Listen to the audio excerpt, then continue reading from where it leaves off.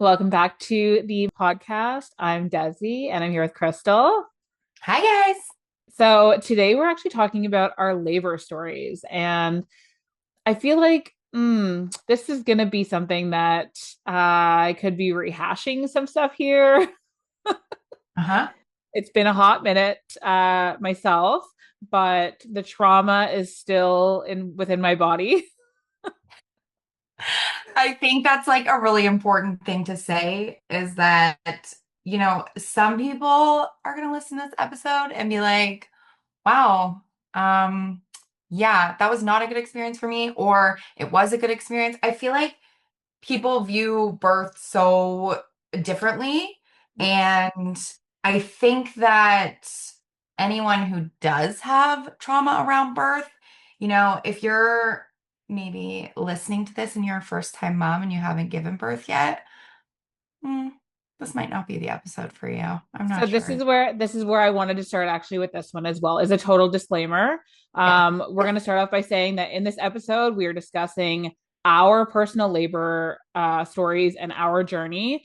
This may cause triggers for people, so please, please, please, if you are yes still pregnant, haven't given birth, or are not done having children, please don't feel bad. Go ahead and skip this episode if you feel like you need to. We do not feel any sort of personal anything about that. I know that for myself personally, I've had three successful labors, and I've had great and I've had not great, and I'm going to share all of that today. So I don't want anybody to sit there and be like, you know leaving this conversation feeling any negative feelings about any of it, because every single labor is completely different. My journey, my stories, you will never experience exactly what I went through, but it's scary. And I am somebody who holds these stories very close to me, that when I have pregnant friends or friends that at some point want to have kids, I will never share these stories with them, because why do people do that? Like, it drives me crazy that people when you meet somebody who's pregnant for the first time and they're like, oh my god, my labor was awful and this and that happened, and then that that kills me when I'm in a conversation. And I do try to like flip the conversation and look at that person and say, please understand that that is not your journey. See, it's funny because I wanted to say a little bit about that because I feel like I didn't talk about my birth experience because honestly, it was amazing. And I think that anyone who has had a bad experience is like, well, like, fuck you, that's great for you, but mine wasn't great. But I think it's almost like I need to switch the script a little bit and be the one to talk about how amazing my experience was with these new moms because everybody does that negative shit Yeah. all the time. And it's like, why are we terrifying these women? Because your story is not going to be the same as theirs. Yeah. And, there is a pretty good chance that they're going to have this amazing experience. And everybody wants that. Everyone Yes. wants their birth story to be a great one, right?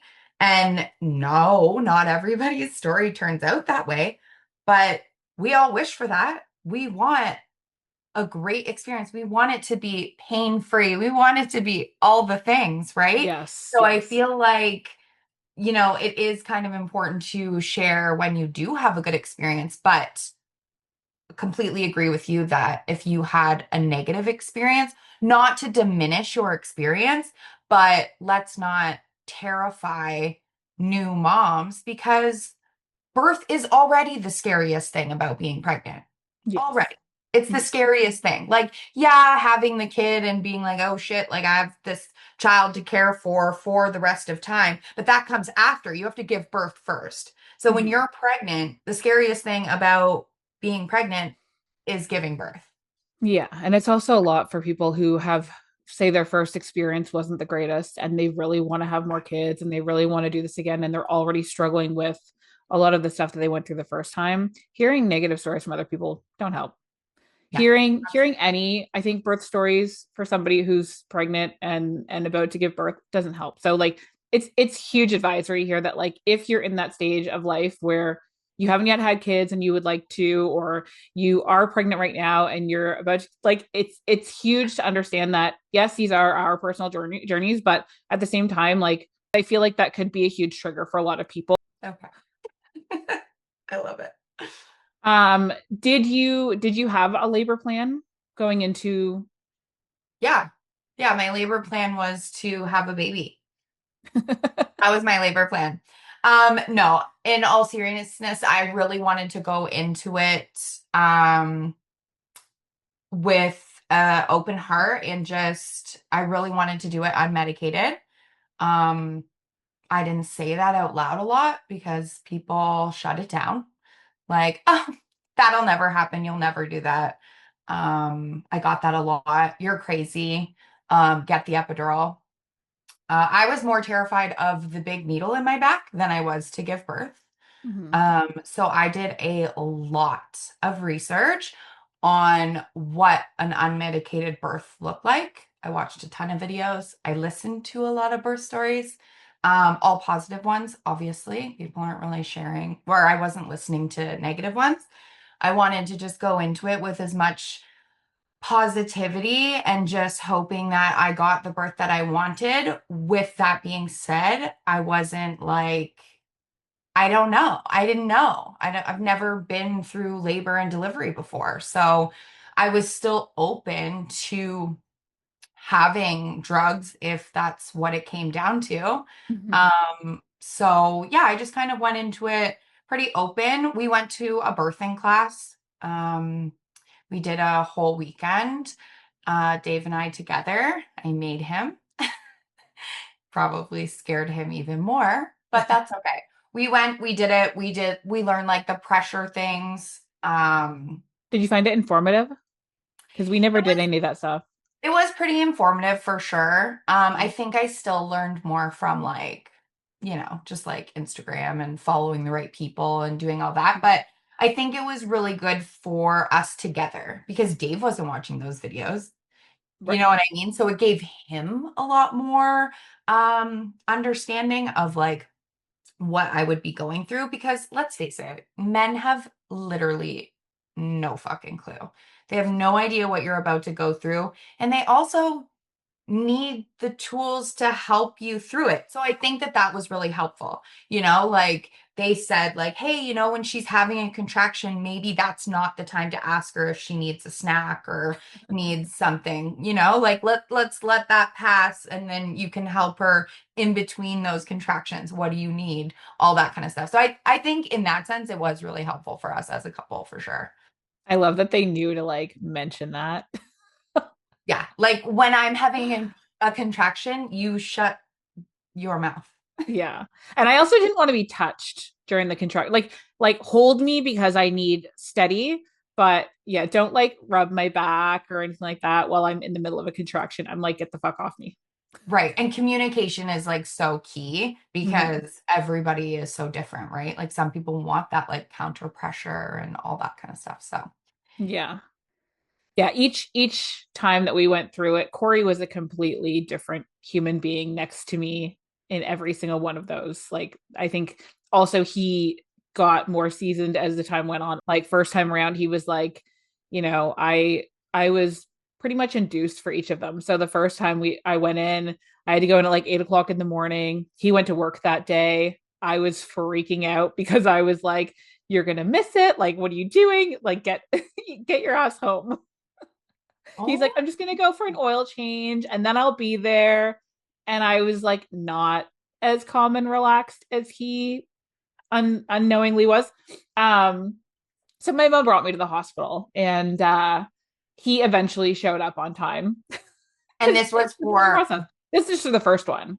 The okay, first one, yeah. And then the second time around, it was like the middle of the night. So again, my girlfriend at the time, who was a nurse, she came and picked me up because we had a little one at home at that time. So she okay. came and picked me up, brought me in. I was at that point, I actually was like, I was actively in labor with my second one, but still had to like have my water broken at the hospital.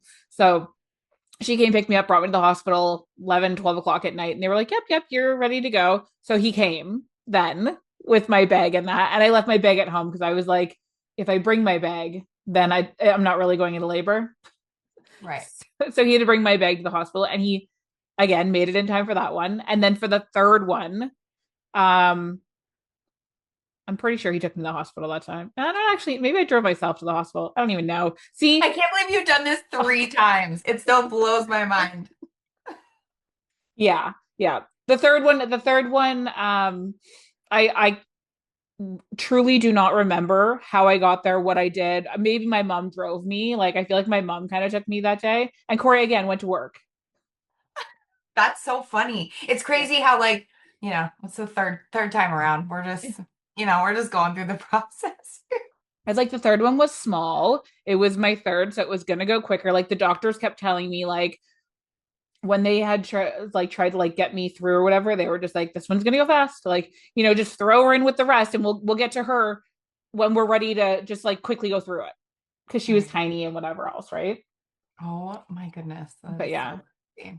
yeah. So how like I want you to, if you want to go first, go through and talk about your experience. Sure, absolutely. Yeah, so I guess I'll kind of start at the beginning. So I had like what one of my girlfriends called a unicorn pregnancy. I did not have any sickness. I was just tired. I didn't even know I was pregnant until I was like 4 or 5 weeks.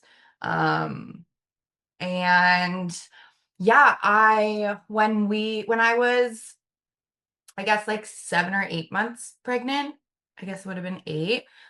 We actually had to put my dog down. So that was a very traumatizing thing for me because like I was pregnant, I didn't know if I should like feel the feels, like that grief hit like so hard. Obviously, he was my first baby. It was very upsetting. Um, but all the things that I read said just like give into it, just grieve how you would normally grieve. Like don't try and cause yourself more stress. Mm-hmm. So that was a stressful thing in my pregnancy, but the reason why I say that is because the day I did go into labor, Dave left in the morning. So it was a Wednesday, which is a day where Dave doesn't work. So he just goes and he just faces up some stores.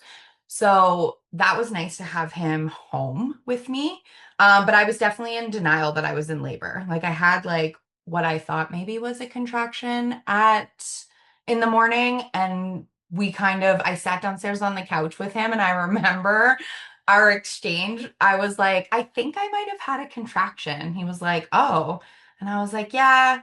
Um, so like we might have a baby today. I don't know. And we just kind of like looked at each other really weird, like, holy shit. And Dave was kind of like, do I just go on with my day as normal? And I was like, yeah, yeah, yeah, like go, like do the things. He had to take Guinness to the vet, and that was a whole thing.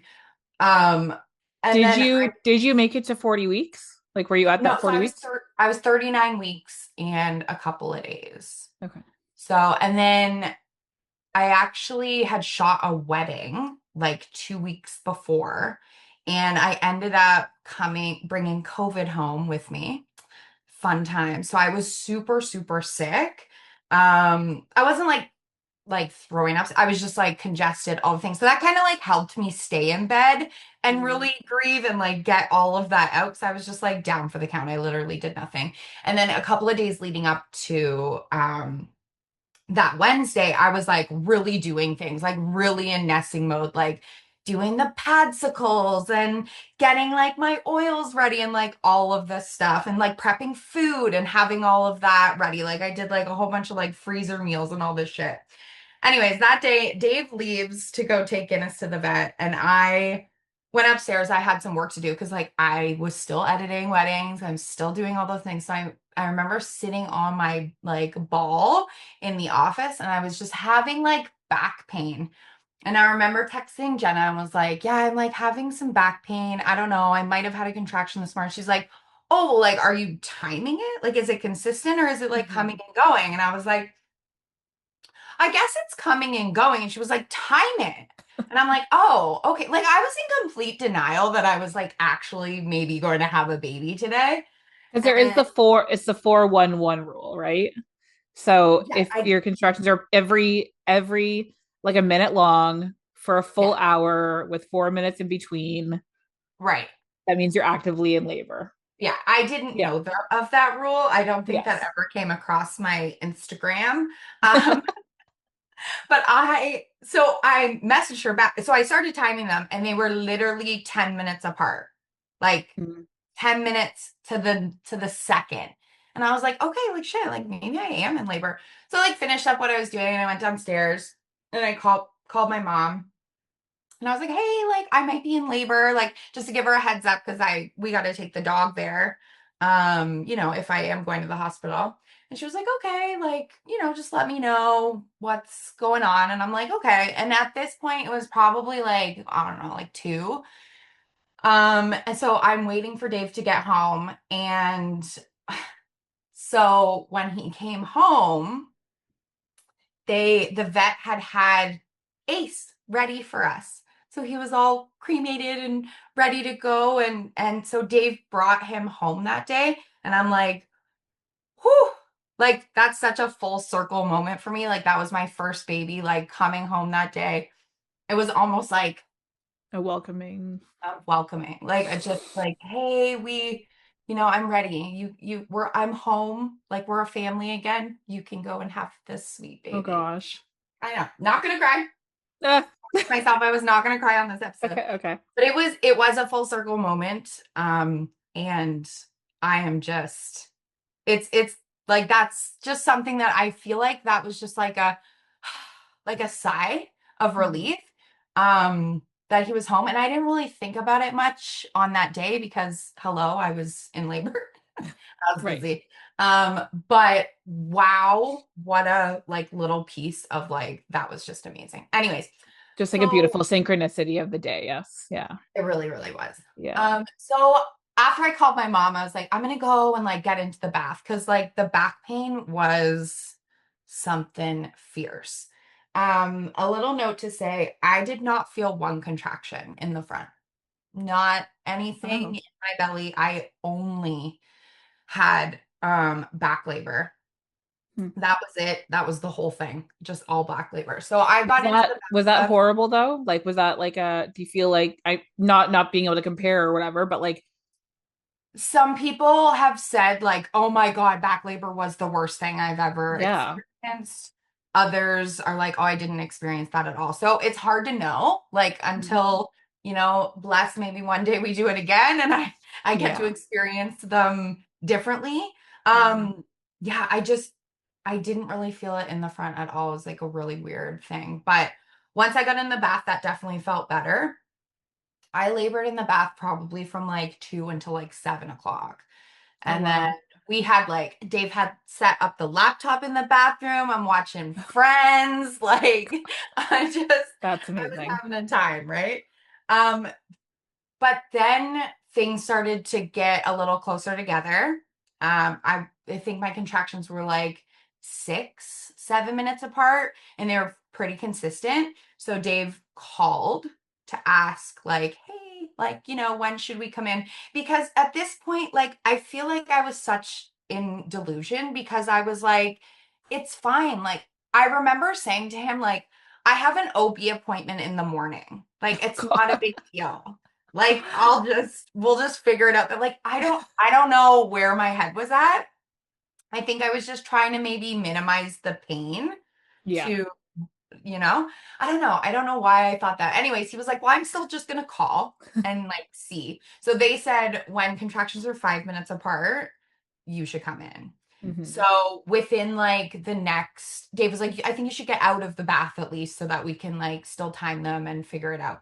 So it took me almost 2 hours to get out of the bath and leave the house because I was just in pain and trying to get ready and do the things. Like I wasn't like putting a full face of makeup on or anything like that, but I had to get dressed. So Hmm. I have pictures of literally me laying on the bed with Guinness. I had like a towel around me and like Guinness's head is like on my belly and it's like the cutest thing ever. I was very adamant that Dave take some pictures while I was in labor. Of course, of course. They are super flattering, you Oh guys. gosh. And they're in full fashion man portraits for sure. Like Oh I'm my like, gosh. what, The why angles. this angle? Like, Yeah. right? Anywho, bless him for doing it, for trying. Um, so anyways, so we left, we drove to my mom's house and I remember putting down my window because I just stayed in the car while Dave dropped off Guinness. And I remember my mom coming out and she was like, "You're gonna have a baby, like my baby's having a baby." We just had like a little moment. I remember that very vividly because that was like super special that like your mom, this was her first grandbaby too. So it was just like a Oh. very exciting moment for us. It was a good exchange. Um, and yeah, we went into the hospital. I remember driving to the hospital, leaving my mom's, backing out of the driveway, and Dave goes, "Okay, so where's the hospital?" Oh gosh. I'm like, "Are you kidding? Are Oh you no. kidding me right now?" He's like, "Well, like I know, like the general area," but he literally didn't know how to get to the hospital. I had to tell him what road to go down. In my head, I'm like, "How do you not know where the Allison Hospital is?" But he's not from here, so Yeah, yeah, yeah. as we arrive at the hospital, and Dave was waiting to like check us in, and I had a contraction like right there in the while we were waiting. And I just said, "Fuck this, I'll meet you in labor and Yeah. delivery." And I just left him. I just left. I went right to labor and delivery by myself. I walk in and the nurse was like, "Oh, okay." Like, I'm like, "Oh, my boyfriend's checking me in." She's like, "Okay." So she like brings me into this room and like the second my toe hit the floor, she's like, "Did you want the epidural?" And I was like, "I would like to go pee because I just drove an hour, if that's okay with you." So I remember going to the bathroom. And then the minute I came out of the bathroom, she was like, "Are you going to want the epidural?" And I was like, I don't know. Like, you don't even know how far along I am in labor. Like, maybe I just looked, What you time of day know, was that? this was so it was a little bit later. So this was at like 9 o'clock at night. So I'm sure that the anesthesiologist was probably leaving Or and that's gone. They had to or call them in. gone and they need to call him. Yeah. Mm. So I get why, but like pump the brakes because now you're scaring me. So Yeah. when she took my blood pressure, she was like, "Oh, is your blood pressure usually high?" And I was like, "No, but you just terrified me twice. Like the minute you started talking about needles, Oh gosh. my heart just starts going. So, anyways, and then they did a COVID test because we were still at that point in life. And in hindsight, I will say this to everyone. I wish I just said no because the problem is that COVID can stay in your system or whatever for so long. So I actually tested positive, and then now everybody, even though I wasn't still sick, I hadn't been sick in like a week and a half. But because I had it, it still showed up in my system. So now everyone's having to glove up and be in all the stuff. And so that was quite the experience. Right, right. It was actually the very first day that you were allowed to have visitors in the hospital. Oh, thank But goodness. obviously I wasn't Right, because right. I had COVID. Anyway, so she did my blood work. She took blood work, um, like, and was like monitoring the baby. She checked me. So I was 7 centimeters dilated when I arrived at the Wow. hospital. So and I think that was part of my plan was to like labor as much at home as I could. I definitely did that. Yeah. So, and then I went in the shower. I was probably in the shower for like a good like 2.5, 3 hours. Like I was Oh in there for a wow. long time. They asked me if I wanted the IV and I denied it. I said, "No, thank you. I'm okay." Is that the So Pitocin to get your no, I contractions? wasn't hooked Oh, up to anything. okay, okay. Yeah. So they asked me if she said, "If you want the epidural, you have to have an IV." And I said, "Well, I'm not really sure if I want an epidural. So like, do we have to have the IV?" And she said, "No, we don't right now." So I said no. And then my blood work actually came back and my platelets were really, really low. So the anesthesiologist said no to an epidural. So I felt like that was like the universe being like, this is what you wanted. So here we fucking go. You're doing Yeah. it. Have no choice now. Which was nice because I felt like the pressure was off. Because Mhm. now the nurses are like, I can't roll my eyes at this girl who doesn't want an epidural because I feel like that is, I don't know if like they just don't want to listen to us push out a baby naturally or like I don't get it. There's so much pressure Yeah. around medications for birth. People have Yes. been giving birth for 100 million years, like Yeah. without medication, without the things. And I understand that like if we have it, we have these options, then why aren't you doing it, right? But Mhm. it's also like that flip side of like there are so many complications, things that can happen without any medication. You Right. add in medication, and now you're bringing in even more of those potential risks that can happen. So I think, yeah, that was just the universe being like, you know what, girl, this is what you wanted, this is what you've manifested. So now you have to actually go and do it. And I'm like, okay, well, here we go. Um, yeah, and then I I pushed for a very long time. I pushed for 2.5 hours because my little man was sunny side up. Okay. So Is that he where the was, back labor do you think came from then? yeah, so because he was posterior, so his face was facing my back. Yes. So that is why I had only back labor. And they can't really tell that until he comes out. Mm. So it was very hard for me to push him out, but they didn't really understand why. I feel like they were like, come on, like do this, but he kept coming out. Oh my God. And then did they try to like turn them as they're coming out, right? Or no? I'm not really sure if that happened or not. I feel like this is where my birth story kind of goes into like a blurry Mm-hmm. situation. I do remember saying some choice words to the OB because he was standing at the bottom of my bed looking just like he would rather be anywhere else but here. And I'm like, is something wrong? And he's like, no. And I was like, well, like, what's with your face? And he was just like, it's 2:30 in the morning. And I was like, okay, fair. But like, I'm trying to labor a whole human here. Like, Yeah. Oh, if that's too you bad. like, honestly, like, just, I don't know, go away. He's had some shit. I know, like, a lot of people don't like him. I'm not going to mention his name, but Mm-hmm. He's had some shit, lots of stuff against him. He allowed everything to go. So I'm thankful for that because it did take 2.5 hours. So like I understand that. He didn't like give me an episiotomy or anything like that. Like he Okay, he that's good. he allowed things to happen. And for that I'll always be grateful for. Can I But can I say his name and then bleep it out? yeah. Is it Yeah. okay? Yeah. He just has no bedside manner at Right, right, all, right. like none. And anyone who lives in this area knows exactly who I'm talking about. Like he Yeah. literally just has no bedside manner. He's just miserable. Like I'm not really sure if it's he's actually miserable and hates his job, like fucking quit then. Yeah. I think he's very And hot and cold because I've had him as a gynecologist for like certain things and he was okay, great in my opinion for those certain things, but right, I can see where like delivering with him, I'm glad I never had to do that. right. I Yeah. I think that he is probably a great doctor. I only had him for that. He wasn't actually my OB. Mm.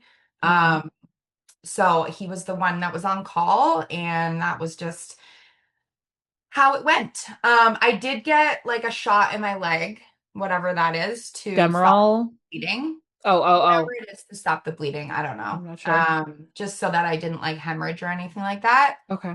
And then yeah, few stitches. I know I had a few. I don't know how many. It didn't take long.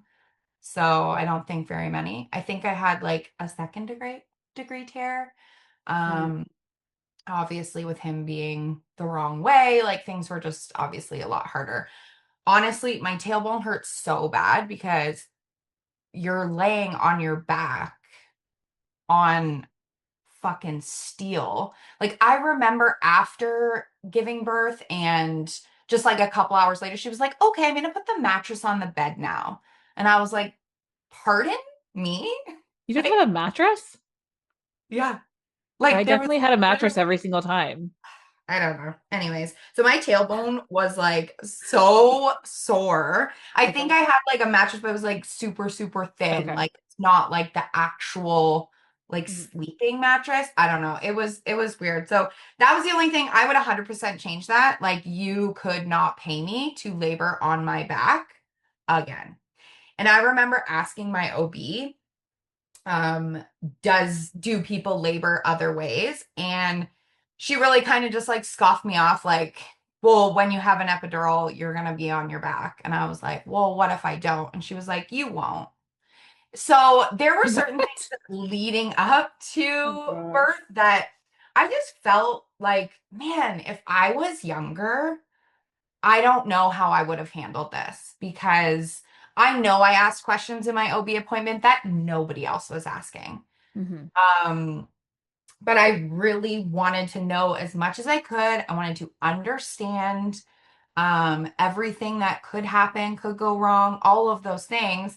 Like, I mean, amazing for me that I never, like, none of those things happened. So, um, that was amazing. I also think that this is like a tiny bit off topic, but when it comes to the birthing classes, you really get to talk to your spouse about, hey, like if this scenario happens, what actually happens with us? Like, do you go with the baby Hmm. or do you stay with mom?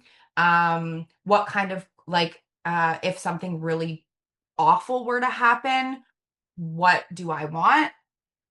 So I think if you're not going to do those questions to your spouse on your own, a birthing class is a great safe space to talk about those things, because I know that for like my family, someone else in my family had that happen where the baby was born and was immediately taken to sick kids, and it was like my brother had to make a choice, like, do I stay with you or do I go with this baby? And like obviously I'm going to go with this baby, but like who's coming to be with you? Hmm. So there's just things that you really should talk about before you labor, because again, like so many things can go wrong. I had a great experience. They put him on my chest finally after those 2.5 hours, and I've never been happier. Like it was literally the best moment ever. The pictures that Dave did take, yay, are of me smiling. Like it was the best feeling ever. And it's painful, but it's gone immediately. And you It's didn't find out the gender before you had him, right? no, no. So yeah, and then they said it's a boy, and I was like, really? Um, but yeah, we didn't find out the gender because I liked how it bugged everybody. I thought it was Yeah. great. Hmm. And B, it that was such a special moment when they just like placed him on my chest, and then, we got to know who he was, and that was Yeah. really, really special. So And did Dave get to cut the cord? he did. Yes, he Yeah. did. Yeah, he did. I don't know if he really wanted to, but Hmm. it's funny because leading up, like all of these guys were saying, like, oh my God, like don't look, like don't look, all these things. Yeah, yeah, And yeah. especially when you have unmedicated, like my feet were not in stirrups. I did not have that. I was literally holding my Oh, legs. yes. Dave was helping hold my legs. Hmm. I remember my arms were so sore for the So next, sore. like, oh my God, couple of weeks. Like Yeah. I was like, oh my God, like that was the workout of a lifetime.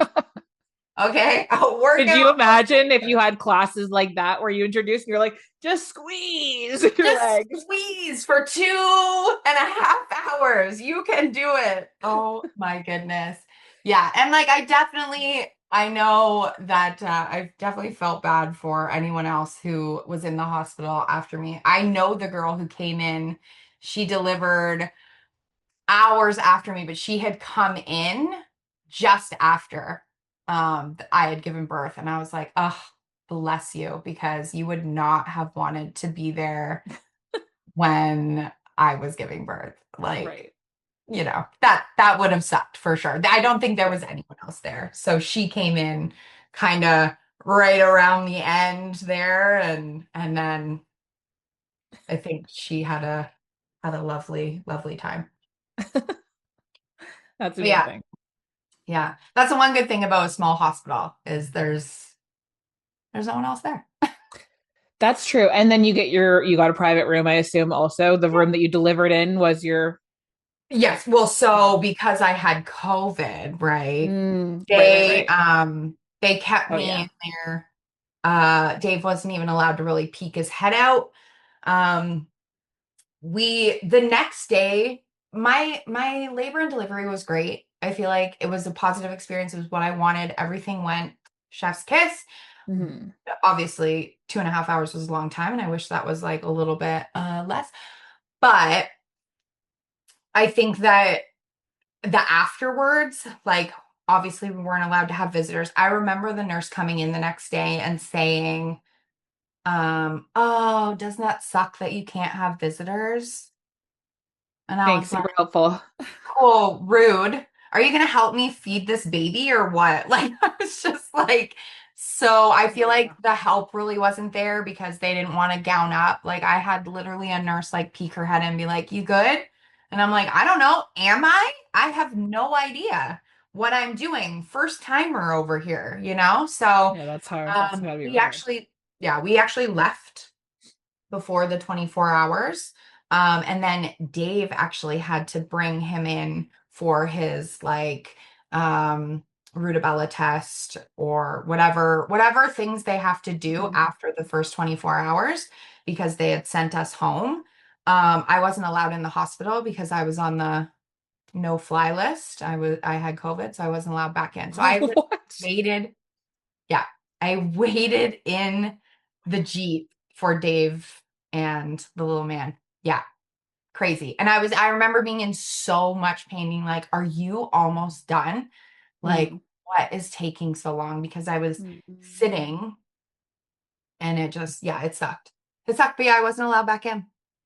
I was not So allowed. what I wonder what the fuck they would do if you were a single parent and Not had really COVID sure. Or and or even if something was wrong. Like I would have broke yeah, down those, like I would have been coming back. I'm not feeding my child. I'm not it's weird. it was a wild time. But I'm sorry that like that part of your experience was sour because it's just it was such a weird time and like I didn't give birth during that time at all and it's just such a crazy thing when I hear about how that kind of yeah. ended up And being. I mean, it was part of my story, unfortunately. So it was definitely really weird, but there were a lot less unknowns um, Mhm. at that time. Like this was 2022. So we were, we were still kind of going through some of those motions. But again, things were starting to get back to normal. I think it just, again, it sucked that I let them test me and I ended up with that positive test. Mhm. However, whatever, maybe it prevented Hindsight something. at this point. Yeah. Yeah. And I think too that like there's so many people who had worse experiences when it Right. came to the big C Mm. than what I had to deal with. So Right, it is right, what right, it right. is. Yeah. Okay, so we're actually going to wrap up this episode and we are going to continue with a part two. And Bye. bye.